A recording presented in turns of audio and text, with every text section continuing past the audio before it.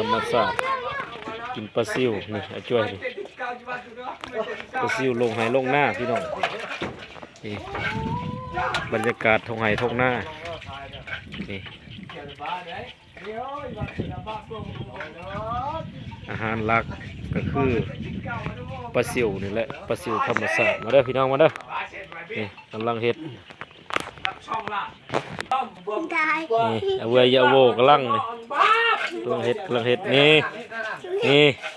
บักโอ่งขี้ขาดสองนี่โอ่งขี้ขาดนี่ก่อยนี่เนาะโอ้มาที่จอดโอเคดีกว่าไอ้จ้องเลยสดร้อนเรียกจอดนี่ตะเลย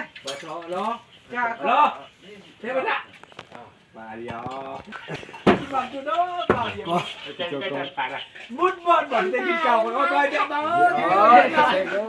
โดนไปแต่ยี่บ้าไปดอบเลยบ้าเองว่าพี่ๆย่อนี่นู่นโดยกินไปซิวไปนำเลี้ยงงัวไปนำเป็นว่าตามสบายอย่าไปเก่ามัวมาไกลไปเฮ้ยไม่ฮะเงินตัวมันเนี่ยวันดีจะตายอย่าเข้าจะตายก็ไปตัวมันเนี่ยตายกินพาเข้ามันมาดูแต่ดูดีแต่ดูดูดีแต่ว่าพอมันล่องไปหน้าแนวแล้วกำลังเตรียมไปซิวกินไปซิวพอหนูล่มไปหน้าแล้วพอจะเห็ดจะไปใช้พุ่นเด้อเด้อพอเจ้าให้หน้าเจ้าเก่าไปเด้อพอเจ้าให้พอจะวันที่